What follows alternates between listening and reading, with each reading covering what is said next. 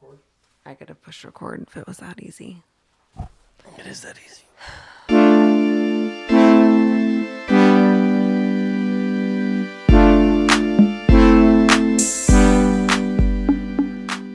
Oh, did you hit the button and not say anything again? Nope. That's a lie. Did you already hit record? I just hit record. There. Now we're recording. Perfect. Well, hello. Hello. How's it going? It's good. Are you working on your being louder? Yes. Oh, wow. Is that better? That was great. Broke everybody's speaker. Sorry. How was the week?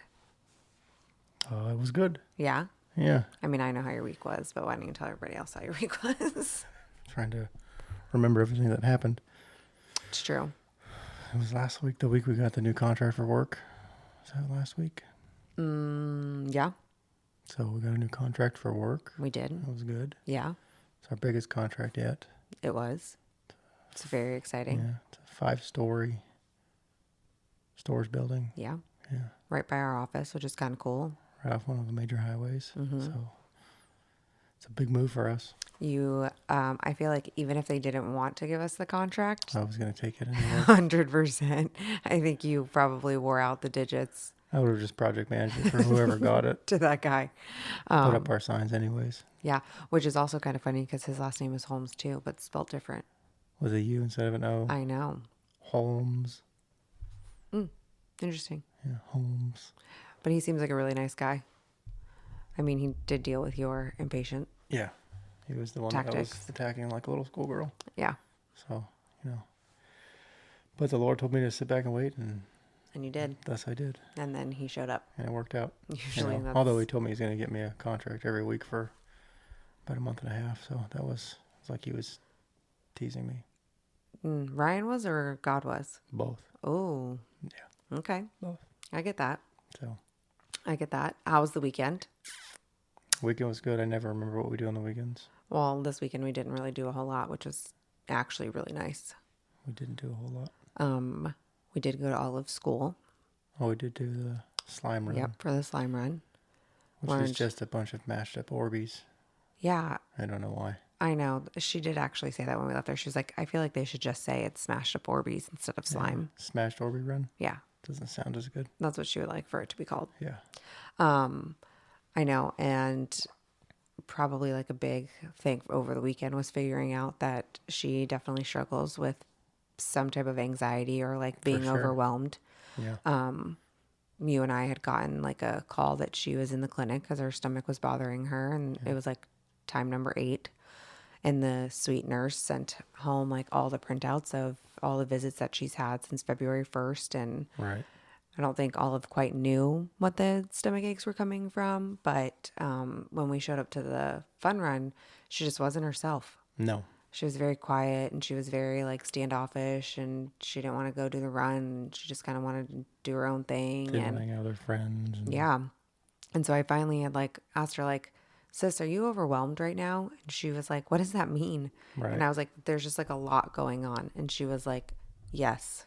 Yeah. And I was like, okay. I said, are you overwhelmed at school when you're getting these stomach aches?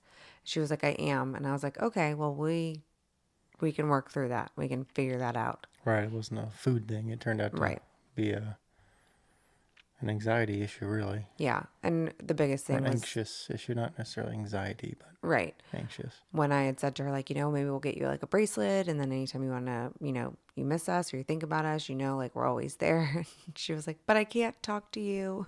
And I was like, of course.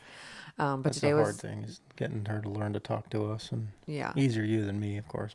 But I think she also just, I think a big part of it too is, right, Archer's home now. Like he spends spends all of his time with us. So there's probably a little bit of that. In the last 2 months, realistically. Yeah. I think that's probably a huge one for her. But I also just think like she's always just loved to be with us. I mean, she was also an only child for 5 years. So Yeah, she does definitely favor being around us than school, but who wouldn't? right.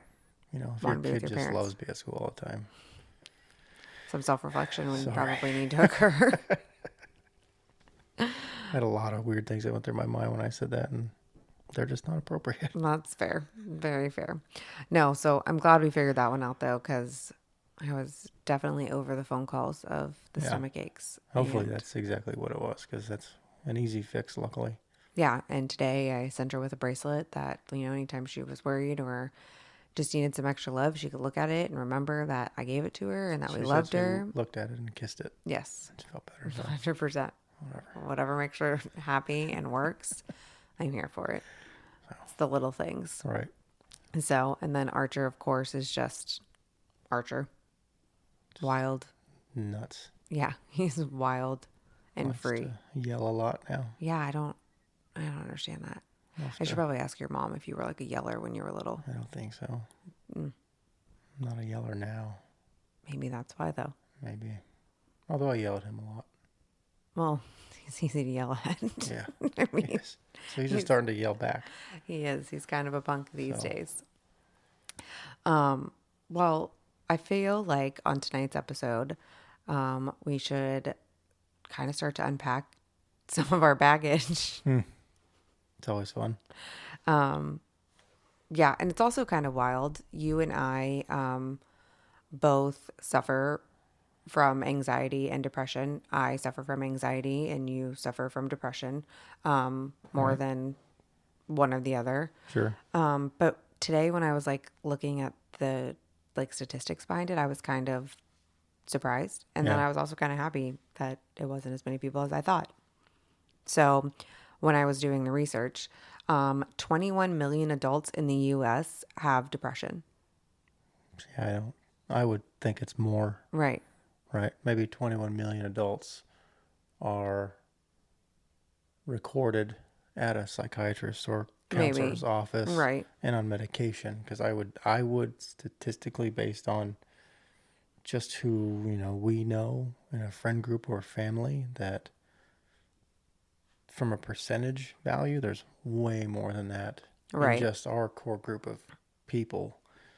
That it's who depression or anxiety kind of go hand in hand for the most part. And I know a lot of people who have anxiety or Right. who have depression. Yeah.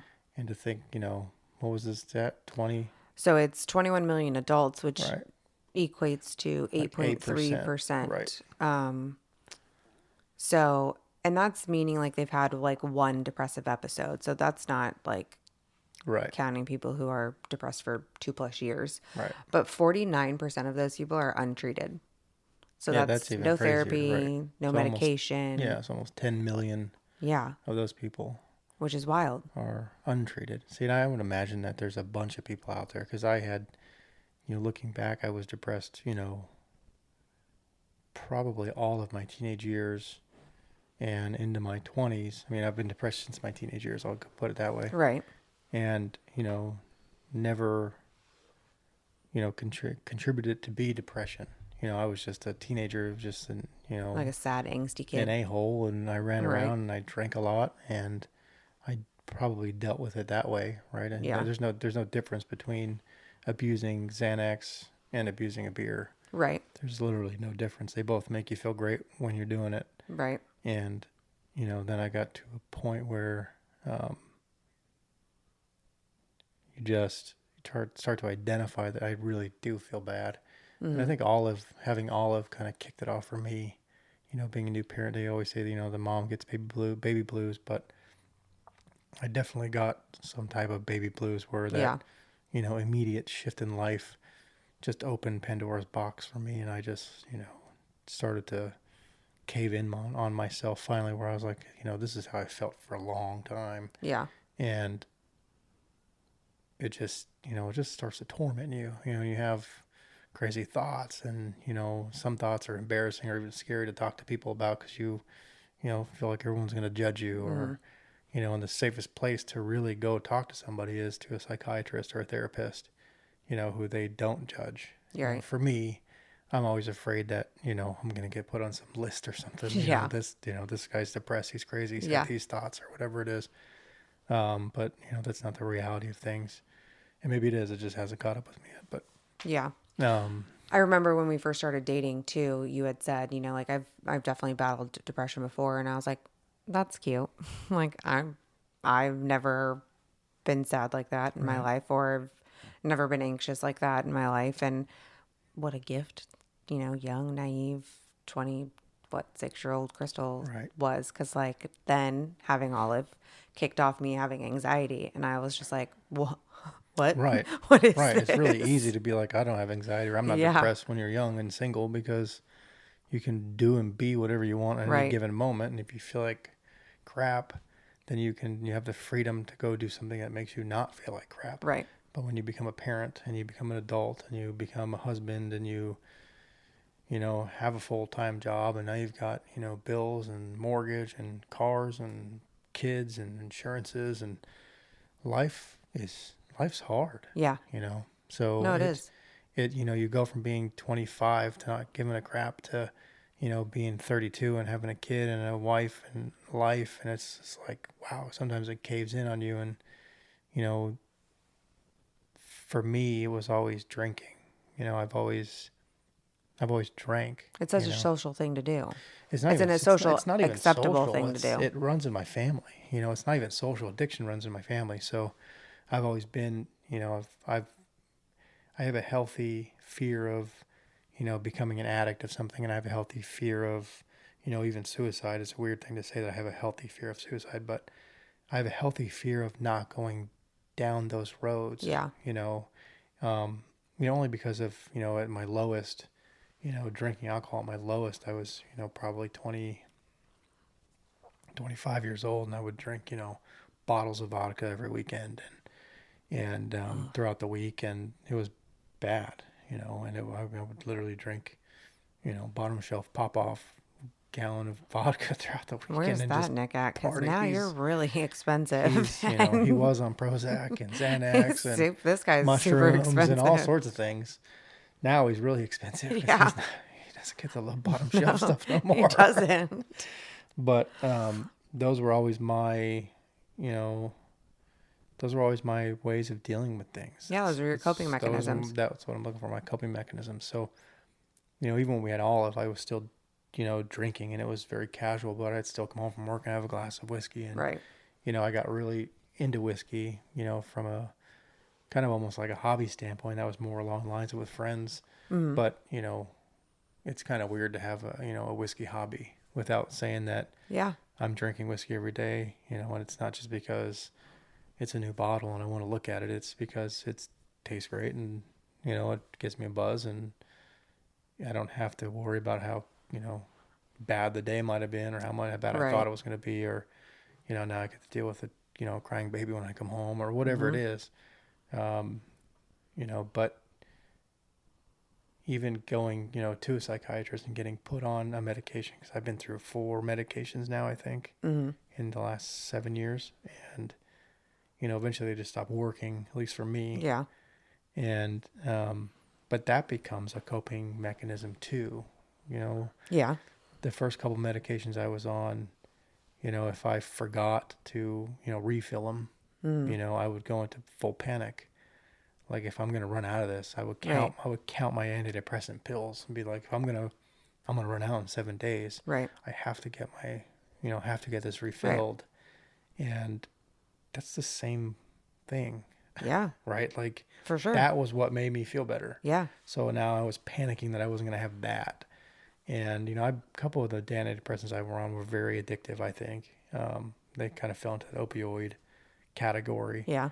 And I've always enjoyed having, don't tell anybody, but I've always enjoyed having, Xanax in the, in the medicine cabinet, only because, I've dealt with a lot of anxiety as well. That's, it's crippling at some points. And yeah, but it's always been in the medicine cabinet, which means it's always a crutch. I rarely take right, it, but it's there. But it's always been there to have it, you Yeah. know, and, I think I get that from my mom. She'll probably never want to admit it either, but she's always had them. Although after she listens to this episode, and she'll then, be like, I was always like, hey, can I get one of those? But it sounds really bad. right. No, but I get it's not what it was. But no, I had had anxiety, and so she had it, and she helped me with it. But that led to me, eventually getting help. And then, Good Friday when I saw Miss Mary, that was a real eye opener. And well, I want to pause you there for a second because I want to kind of go back to us getting into the church a couple of years ago. Yeah.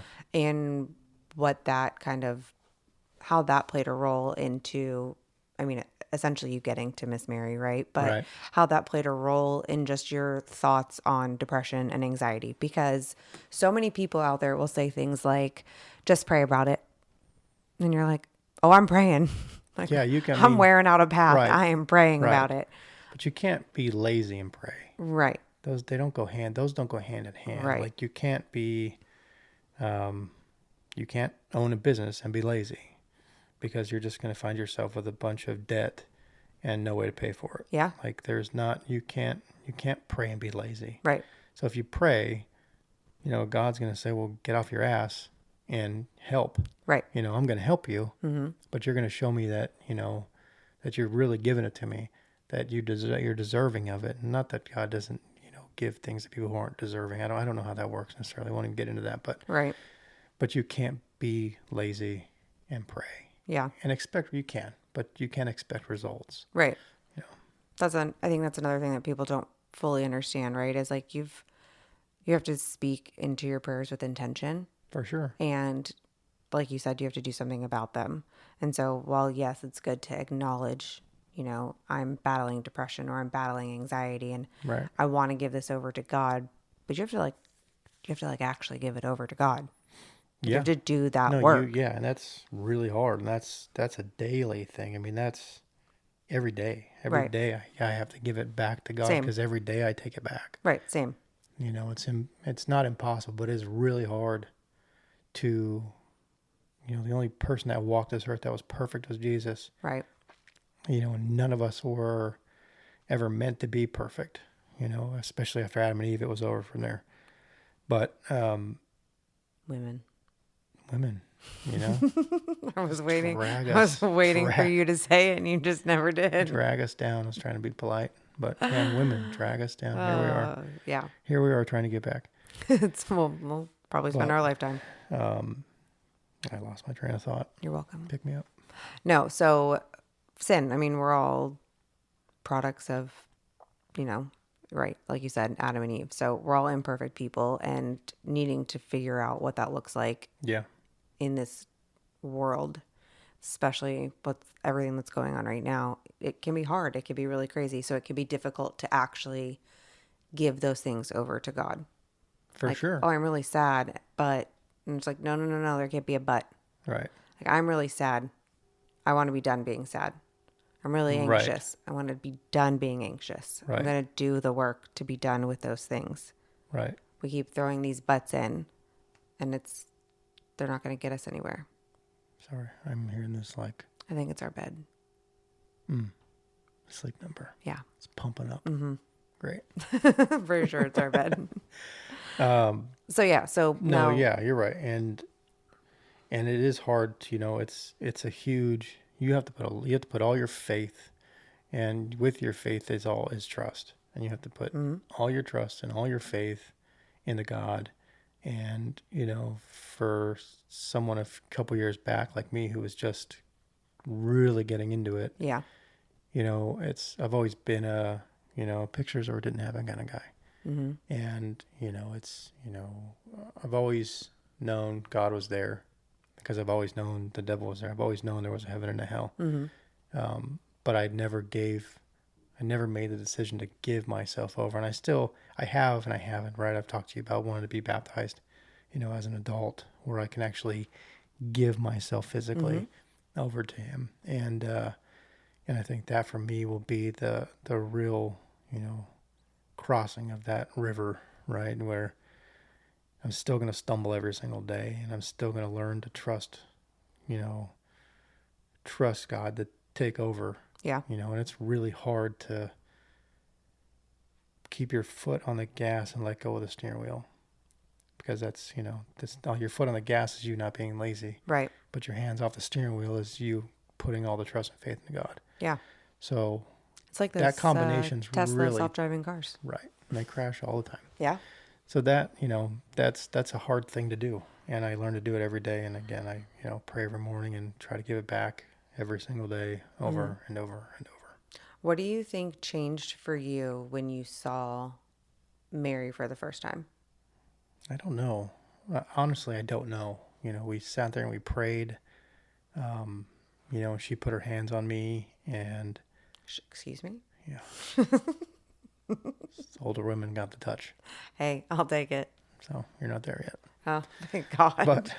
But, she, rubbed oil across my forehead, and we just got really deep. She went really deep with me, and I had never gone there spiritually, Mm-hmm. especially with a pastor or even at, from a church level. And yeah, it was insane. It was just eye opening. She made my head, the voice inside my head, she made it just go to areas it had never gone before. I felt the presence of God when I was sitting in there talking to her. Right. And she got me to really divulge a lot of things that were really bothering me either recently or in the past. Mm-hmm. And we're still going through it. I've only gone to her twice now. Right. But I feel like every time I go to her, or every time I've ever gone to a therapist or a counselor, I always feel refreshed when I leave, and I don't got to go back for like 4 weeks or something Right. until, I start to lose gas. I've always said that about like therapy in general. I'm a huge proponent of it and take whatever path works for you. But like the love of like dumping all of your troubles onto Yeah, it feels somebody great. else and Yeah, just it's letting like, them help you sort them. Like you don't have to do it by yourself. right.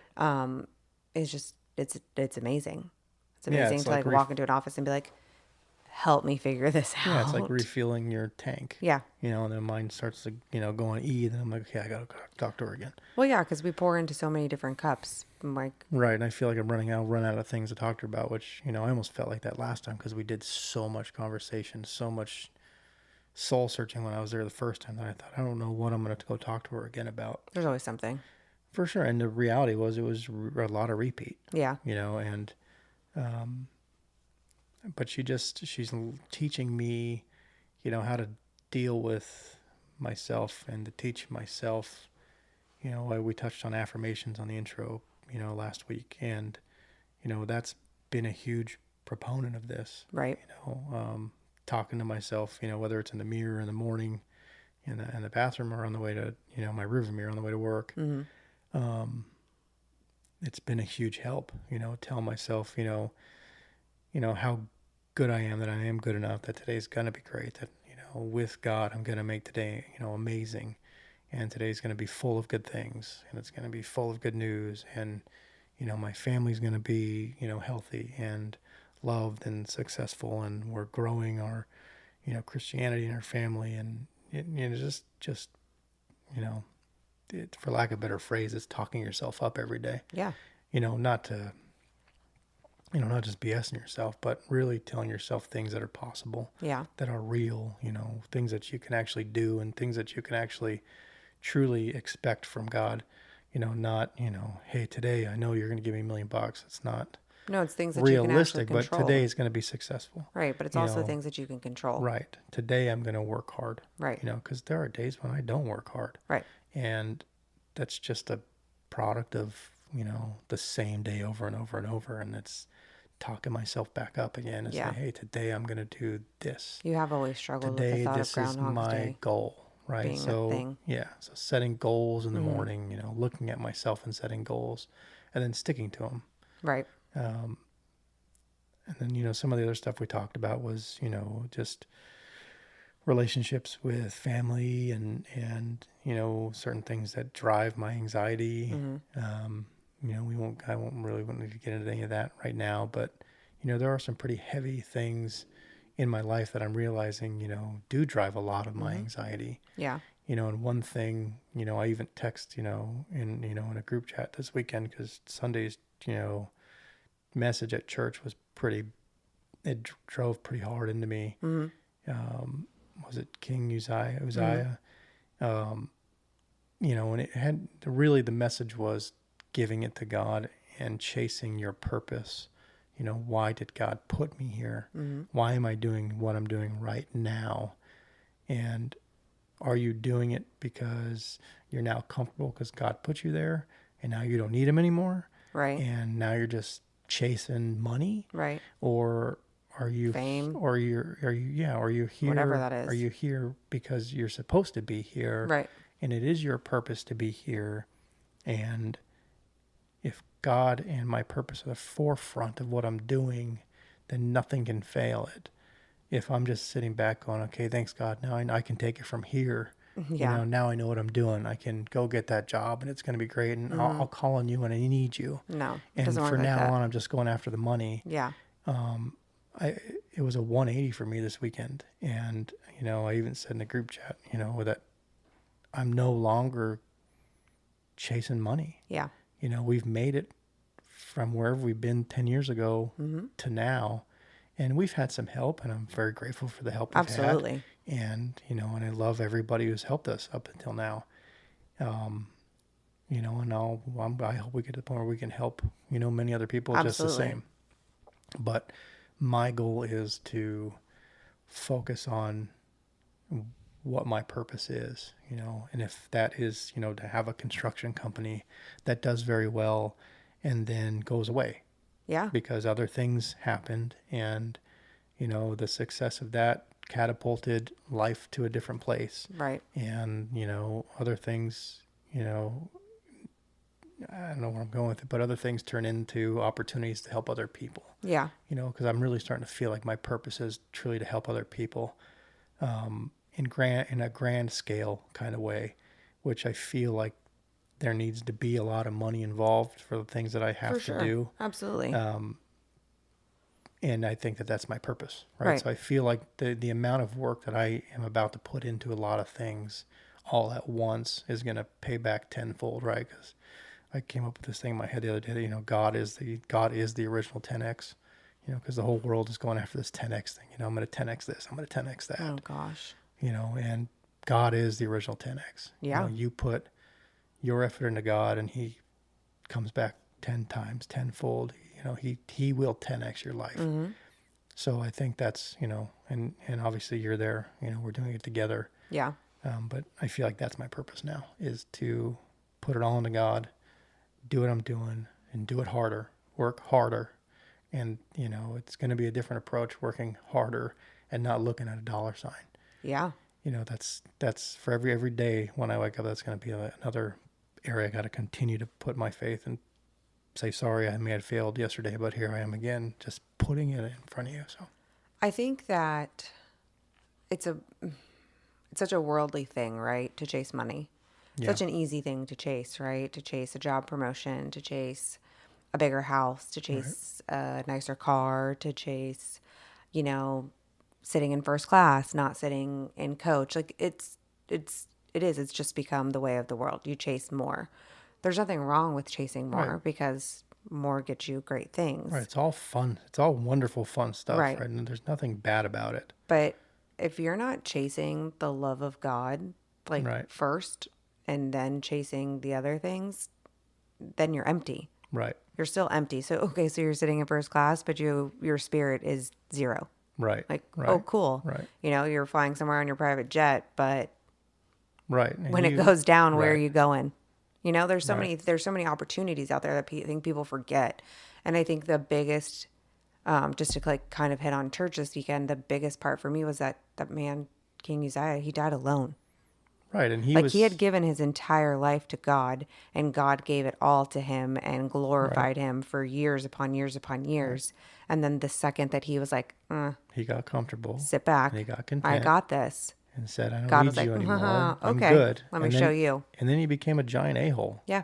And when you start to, Well, then he got leprosy and then he died when you alone. start to So, go after priests and yeah, you start to tell priests, no, no, no, no. right. This is what I am, king. It's what I'm going to do, Yeah.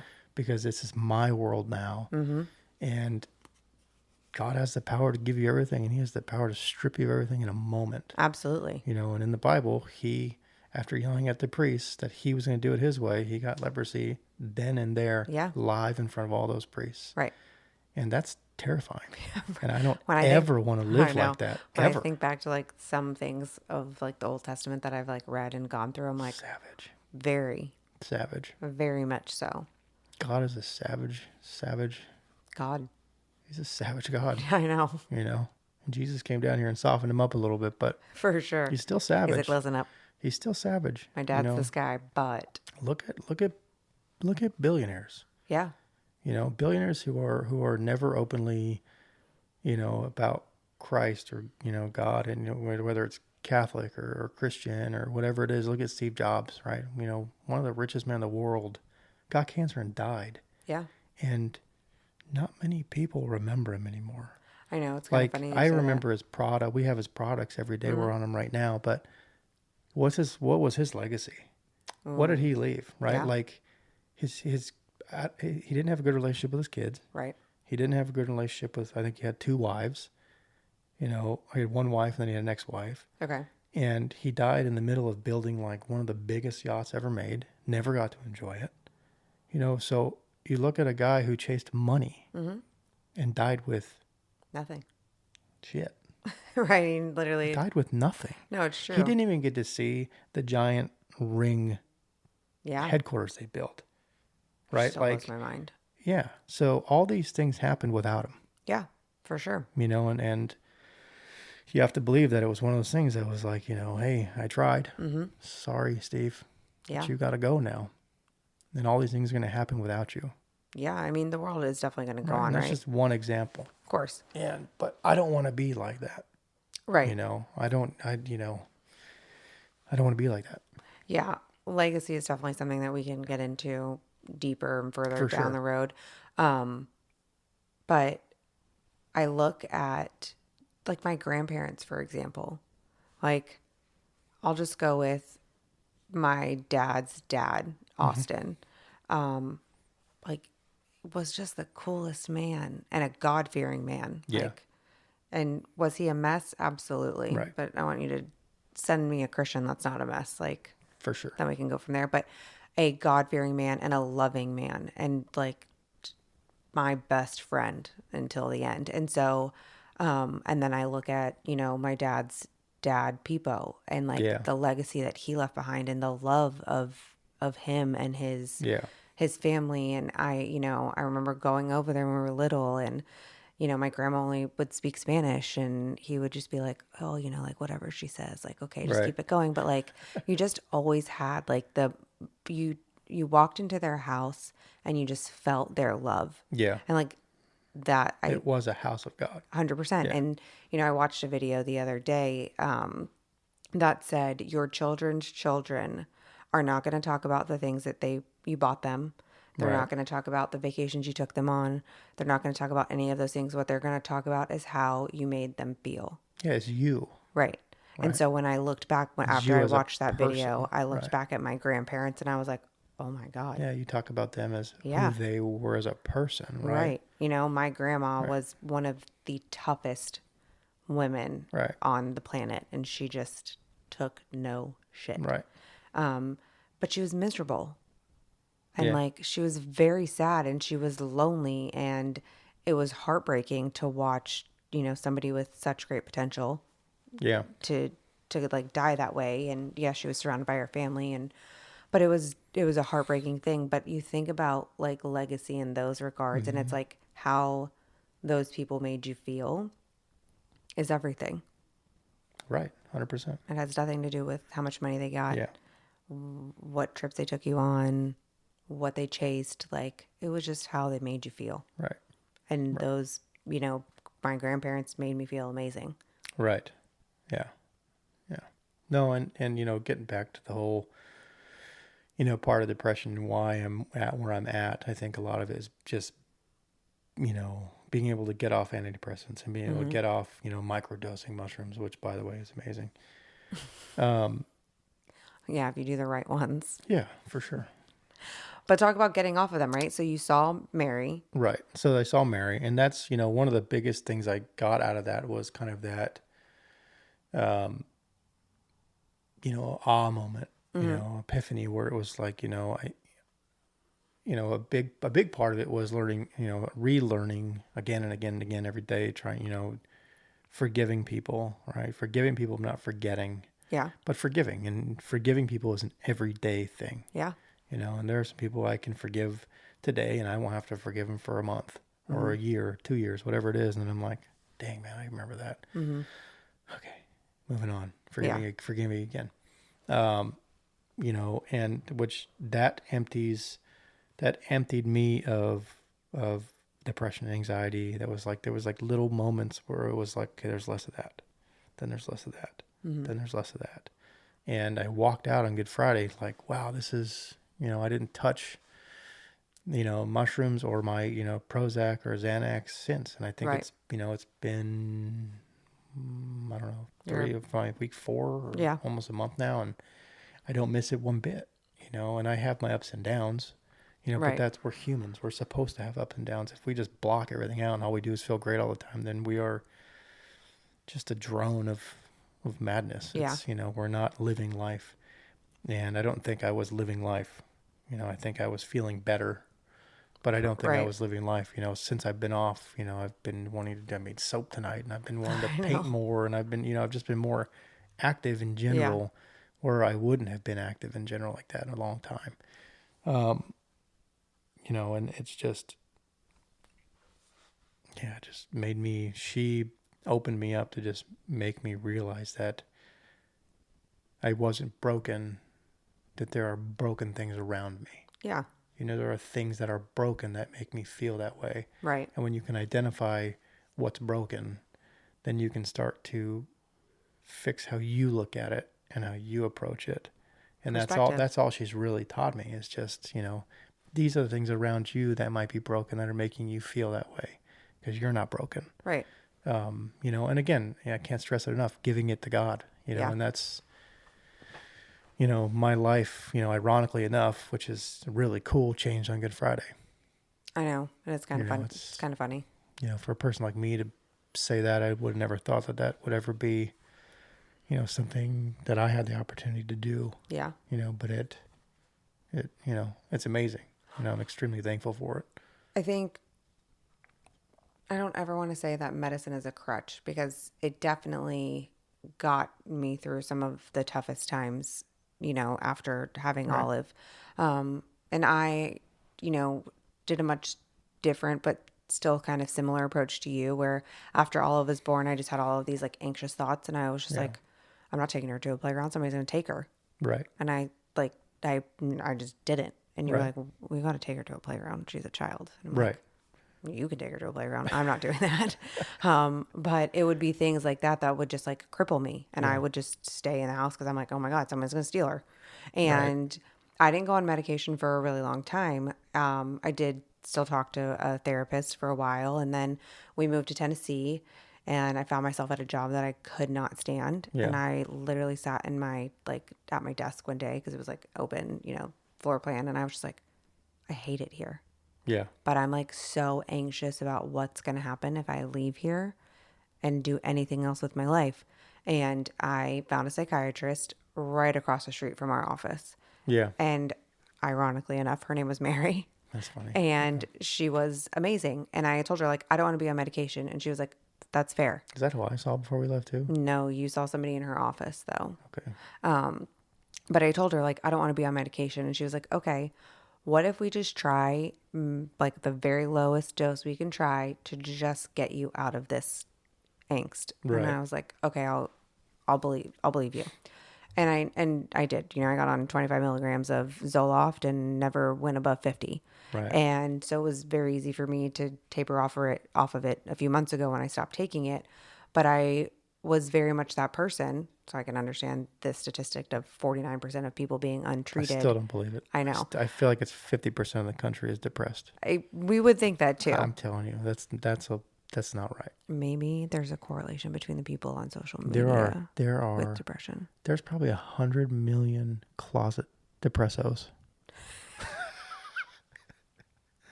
I really hope that nobody starts referring to themselves as that.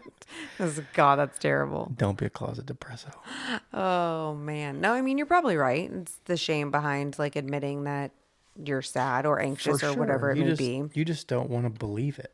Yeah, it could never happen to me. My dad was like that growing up. Right. And I didn't mean to cut you off, but what I realize now is that my dad's able to deal with it. Sorry, Dennis. He's able to deal with it though. Do you know what I yeah. mean? Like over the years, over the last couple decades, Yeah. over the last 20 years, he's learned to eat better. He's learned to be more healthy. He's learned to, he has you know. Just going back to speaking of things that happened this week is where I made a comment about buying bread and you were like, I never thought I married my dad. I know, right?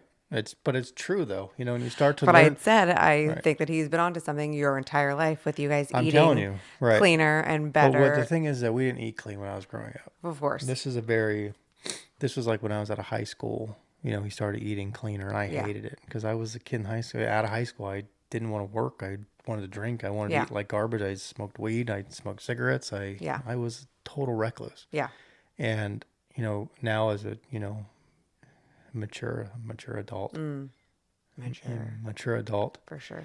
um, I've realized that he was able to curb it. You know, Yeah. because he's always told me growing up, you know, oh, you'll be fine. You know, you're not depressed. You know, you don't Yeah. need to go to the doctors. Right. You know, you don't need medication. I don't need medication. You know, we don't, none of that's, nobody needs that. Yeah. And the reality is, I don't think everybody does. Right. You know, after being on it for 7 years, you know, thinking I needed it, you know, I turned a corner. And Yeah. you know, the only thing I can say other than I don't know how is, you know, building that relationship with God. Yeah. No, I don't know how my dad's done it because he's not, you know, a crazy religious nut like I'm becoming, but Dennis, he's we have a getting spot there. for you if you ever want to come. He's getting there. Tell us your story. He's getting there. But a lot of it, you know, there's a lot to do with your gut, you know, and the food you put in your gut. And I still don't eat that great, but We know that to be true. I started drinking tequila because that's the best alcohol for your gut. Let's not. Oh my God. Here we go. But no, but You're the guy that's like, Velveeta is so much better than Kraft. it's all garbage. Mix me There's up a not even, box. there's not, you know, well, I watch so many Instagram videos and there's nothing that's real anymore. Like I couldn't even tell you where to buy real cheese. I've been telling I you don't this even for know what so real long, though. cheese tastes like. I know, but I've been telling you this for so long that I you have to learn watch. how to make cheese. Okay, well, put it next to the chickens and the sourdough, which is totally fine. And the soap And the soap and and the painting. and, and your moisturizers. That's good moisturizer. It is good. I will definitely give you credit for that. Thank you. But now you made me lose my train of thought. But yeah, I mean, I've said to you the other day, like I think your dad's always been onto something about like eating better things, Yeah. and yeah, you're just not going down that road. No. I mean, You're trying. I'm getting You there. are. I'm Yes, getting there. you are getting there. But but yeah, I mean, aside from obviously a relationship with God, like brain gut connection is such a real thing. Yeah. It's a very, very real thing. You know, and I was literally just telling a friend the other day, like, I am grateful that Olive's thing is just a stomach ache and it's not like diarrhea. Right. Like it doesn't lead her down that Right. Doesn't leave, that path. doesn't stick her in the bathroom half the day. Right. Right. Which would be a whole nother can of worms. But the way we believe things and think things and do things is a direct correlation to our gut. For sure. And it goes right to our brain. Mm-hmm. And because I know, and you know, even on antidepressants, you know, one of the biggest battles I've had over the last few years is, you know, drinking on antidepressant. Oh, the worst. And, you know, and I've always been like, I'll be fine. I'll figure it out. I'll get through it because I know what to expect. Right. You know, and oddly enough, over the last year, it's gotten worse before I got off. Mm-hmm. And, you know, if I had, you know, 6 beers on a Saturday in the pool, you know, Monday, Tuesday, and probably Wednesday, I was going to feel like garbage. Yeah. And it was almost like it was. But not physically. Yours was definitely a mental, like, No, garbage. I didn't physically feel like garbage, but yeah, my brain, the fog in my brain and the depression that set in for 3 days, nearly 3 days was insane. It was just like, and then by the time it was over, it was Friday and I was doing it again. Yeah. You know, so talk about an endless cycle and a trap you put yourself into. Yeah. You know, which is another reason, you know, no alcohol is good alcohol, but another reason why I started drinking tequila is because I don't get that. Yeah. You know, and I don't drink tequila every day. No, I'm not an not at all. alcoholic. I drink maybe tequila once a week. Yeah. So, but I don't get that feeling. Yeah. You know, and yesterday we were at a friend's and I, you know, had 3 beers for the first time in months. Yeah. And, you know, I was waiting for today to feel like garbage and I haven't. You Right. know, I'm not sitting here with you know, something counteracting it. Yeah. than my own wild thoughts. But It's actually kind of funny too because when I was on Zoloft, I always knew I had a rule for what like the past 4 years. Like I had a 2 drink max. Doesn't matter what it was. yeah, Doesn't matter where we were. I knew that I could only have 2 drinks before my brain was going to become my worst enemy. And so for the past years being on it, I would only have 2 drinks. And by 2 drinks, I mean like 2 drinks once a month. Like I was right, not drinking because I knew the road it would take me down. And then I just went to go visit Kristen and I was like, well, I'm going to drink this bottle of wine and then we can go out, we right, can hang out, we can have fun and I can drink when we go out too. And I woke up the next morning earlier than right, than my brother right. and was like, all right, let's do it again. But We're starting to sound like alcoholics. I agree. But what I'm saying is you don't really realize the damage that they do to your brain For sure. until you get off of them. Yeah, because they're meant to shut sections of your brain off. Yeah. Right? They are crutches. Yeah. If you have a broken leg, you're on a crutch because it gets you around. Yeah. When you're on an antidepressant, you're on a crutch because it gets you around. Yeah. That's all it does. The idea is to get on an antidepressant for less than a year, Yeah. figure out what's ruining you, and get off. Yeah. That's what they're for. They're not meant to be on for 7 years and be like, oh, that one wore off. I need to get to a new one. Well, that one wore off. I need to get to a new one. I need the stronger. I just, and then you got to wean yourself off. And that takes, 6 months. Yeah. And they're a pain in the ass. Yeah. It can be gnarly. They do shut you off. I don't know which one I was on before Prozac, but I didn't cry. I was so numb to like everything. Which Nick is a crier, if you guys don't know this. Cry He all is the time. super emotional. That was an adjustment for me. I'm such a sad, sappy Sally. You really are. Yeah, I cry about everything. Like, I'll never forget when we first started dating. There was like a sad commercial, and I like look over, and you're like bawling your eyes out. And I'm like, Everything makes me wrong with cry. him? Everything makes yeah, me but cry. you're right. When you were on, I don't remember what medication it was before that, you didn't cry at all. No. And sometimes I I'd be didn't like, get no. upset or sad No, about anything. I not just at didn't all. even care. I was like, what's wrong Like I was with just like a him? numb fool. And Yeah. then I would drink and I'd be funny. Yeah. But off it, I was just like, I don't care. Yeah. Okay, whatever. Like it just numbs you. It does. And then you get off, and it's like, I have not been off of a medication 7 years. It's almost a decade. It's wild. It's crazy. Yeah. What is your advice? I think maybe we'll kind of slowly start to taper off into this topic, but what is your advice for a partner? Like what would have your advice been for me back in the day in how to deal with you? Because God. when you were first going through it, I was not a gracious human being. No. And And you were young. but I was also in the trenches of being a mom, Yeah, you were going through your own shit and too. you were way more gracious with me than For sure. I was with I you. don't know. So what would your advice be? It's patience is king Yeah. to that, right? It's hard because nobody wants to deal with anybody who's in a shit mood. Yeah. And I click the podcast, say no explicit. Yeah. But nobody wants to deal with anybody in that bad of a mood every day. Right. And it got to the point where I would come home and I would just sit on the couch and I didn't want to do anything. Right. I didn't want to be involved with Olive. I didn't want to be involved with, I didn't want to do anything. I was just in a bad mood all the time. And So telling somebody while they're dealing with their bullshit, I'm doing everything else is not what you should say to somebody. yeah. I don't want to deal with your bullshit. Yeah. No. And I'll probably remember that until the day I die. Was not my finest The key in moment. life is to forgive people, but not forget. Constantly. But it's just patience and understanding that maybe the person that you're getting really pissed off at, aside from them going through things, they don't know how much they're going through. Right. You're seeing it, but they're not seeing it. Mm-hmm. So, and until they have that epiphany or they have that moment, I had a moment driving home from work and it scared the shit out of me. Yeah. And, and then I went and tried to find a therapist. I couldn't find a therapist. And I started to freak out on that. And it gave me anxiety. And And then I found a therapist and I had to wait like a whole week to see him. And I was It's losing the worst. my ever loving mind Yeah. because I had got there. Yeah. I had got to the top of that mountain in all the wrong ways. And now I was falling off of the mountain because I didn't even want to be there. And I had what I needed, what I thought was what I needed was a therapist, psychiatrist, and I didn't have one. I couldn't find one that day to help me. And I would just feel I was just falling for a week. Right.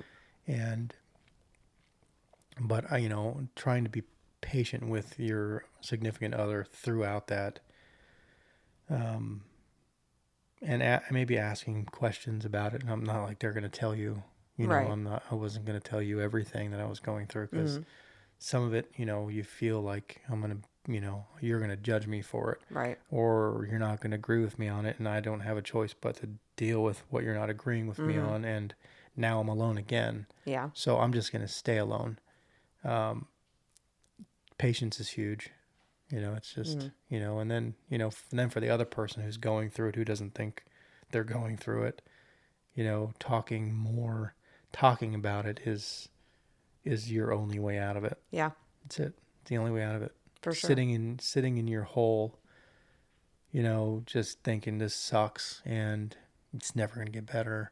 And I'm just going to deal with it forever. Screw it. Yeah. I don't care.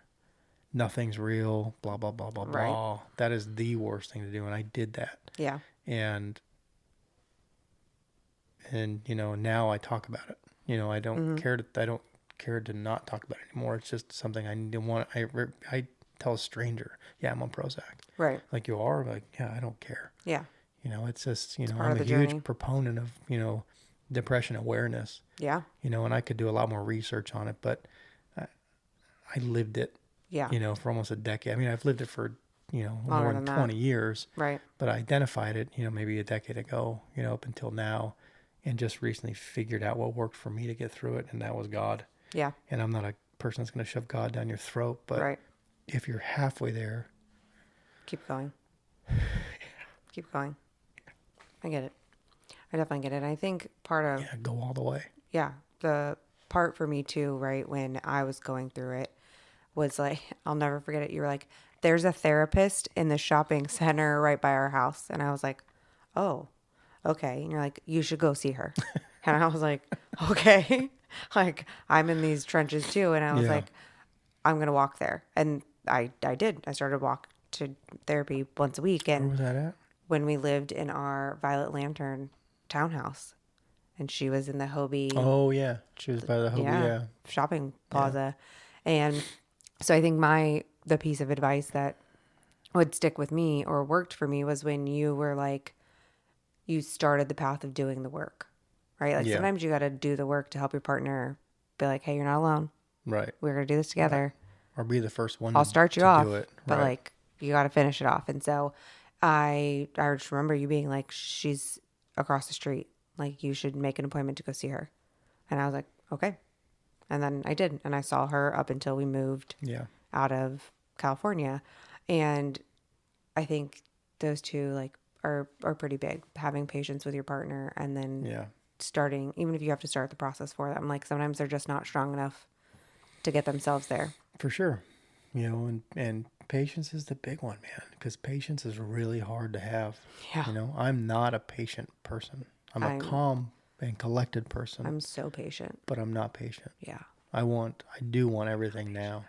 I want everything now all the time. We're human beings. Yeah. Patience is not in our blood. Right. We want results right now. Right. But I'm learning to be more patient. But that's the key. Patience and, love and kindness. I never thought I'd be the Such a kumbaya man. man sitting here saying that. 'Cause Yeah. if only you knew. But, that's just, especially if you care about that person. Yeah. If you don't, then go away. Don't be there. Right. That person doesn't need you. Maybe you're part of it. That's true too. So if you care, be patient, figure it out. If you don't, then just get out of the way. Right. Don't be mean. Just get out of the way.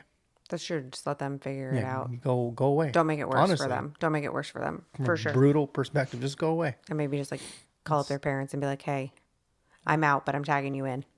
Yeah, or check on your kid, Yeah. whatever it is. But do not push it aside. Do not hide from it. Don't push it aside. Don't ignore it. Mm-hmm. Those are all the worst things you can do. And those are all reasons why I feel like stuff happens around the world all the time, with shootings and angry kids acting out. And Yeah. that's why I'm telling you, there's no way 8% of this country is depressed. It's BS. I know. It's 50% of this country is under depression. wild. Some kind of it, whether it's the anxiety, statistic out there. something. Yeah. That's a bogus statistic. Maybe it's the government Yeah. lying to us. It's 100% the government. Well, Come and get me. God, You know? please don't. I don't want to do this life without him. Seems like it'd be really boring. Well, you got through it. I got through it. You got through your story. I did a lot more than I thought I was going to be able to. You were worried. I was worried. I told you I would lead you there. You did. I appreciate it. Always will. I had no idea what I was getting into today, to be honest. I'll never leave you hanging. I was not planned. I was nothing ready. I just sat down and Don't worry. I got your back. Made sure I was louder this episode. You did do that, which was great. That was everybody's feedback. That was everyone's feedback. Yeah. But I was still trying to be calm while I did it. Yeah. And not, But everybody's like, you're such a good balance because Crystal is not quiet and soft. That's why we're here. I know. That's why we made it this far. It's true. High five. Well, it's your turn to pray. Oh, man. We didn't prepare a verse, so we will get better we'll about have that. next time for sure. But it's your turn to pray. Okay. Ready? Are you ready? Take her away. Dear Father, thank you for today. Everything you put in our path today was a wonderful gift and a blessing nonetheless. We continue to pray for the opportunities ahead of us.